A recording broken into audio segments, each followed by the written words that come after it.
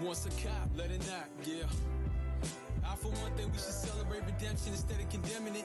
Welcome to Corey's Corner. Did you hear about the case of 15-year-old Kanaya Baker from South Carolina who was found stabbed, bludgeoned, and burned in a house? Take a look at this news report. Good evening. The purpose for this press conference is to discuss the most recent developments regarding the murder of 13-year-old Kanaya Baker. Brutal, heinous, vicious, gruesome, monstrous, and disturbing. These are the words I use to describe this murder investigation. On Wednesday night at about 10:30 p.m., the Columbia Richland Fire Department responded to a reported structure fire at 114 Cardamon Court. That's in Capitol Heights neighborhood off of Farrer Road. That neighborhood consists of 102 residences, of which 30 are occupied. The location of the fire was in one of the 72 unoccupied units on the property. The fire department arrived to find smoke coming from inside the residence, and they made entry and soon located the deceased person on the floor inside. At that point, they contacted the police department, and of course we responded to the scene. Upon our arrival, we determined that the deceased was a female, and she had suffered traumatic injuries to her face and body and had been severely burned. Let me talk about our two suspects. Overnight, we've arrested two people. Our first suspect is a 16-year-old female. Her last known address was in Columbia. She was reported missing by her mom on January 12th. She has a history of disorderly conduct, malicious injury, throwing bodily fluids. She was wanted by the Department of Juvenile Justice for cutting off her ankle monitor around January 12th. She was last enrolled in a local high school in January of 2024, and she's currently listed as dropped out, and she is a frequent runaway. Our second suspect is a 15-year-old female.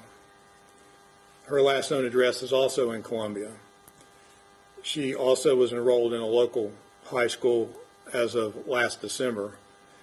She is currently listed as dropped out, and she also is a frequent runaway. Our victim was originally from Sumter, South Carolina. She was most recently in foster care here in Columbia Richland and was reported missing on January 12th. She also has a history of running away. After watching this news report, it really upsets me that you had a 15-year-old and a 16-year-old girls at that took the life of this young girl. Granted, Kanaya was in foster care. She was a known runaway, but she didn't deserve to die like this. Her foster family was very loving. They were very concerned.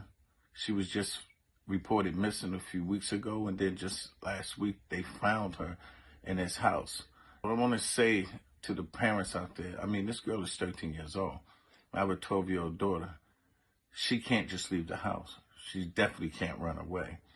You got to make sure if they're your natural-born children or if it's a foster child, you got to keep tabs, especially if they're little girls. This didn't have to happen.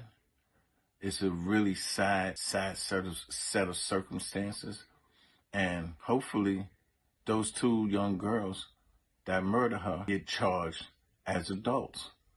I'm not for capital punishment or charging children as adults. But when you have a case like this, and if all the evidence points to that it was a homicide, which we already know is a homicide, the coroner already explained what happened. These type of cases, they need to be charged as adults and sentenced to the full set of the law. This is really, really sad. God bless Kanaya. I bless her family, and I hope that she's in heaven resting. They tortured that poor child. They're little animals. We don't know what the motive is. I can't wait to find out what the motive is. But just guessing, it probably was some jealousy, some envy, or maybe some gang affiliation or Something about little boys. Sad. I'm Corey Pegues. Always keep it right, not real. Kiss your children. They're precious. Peace.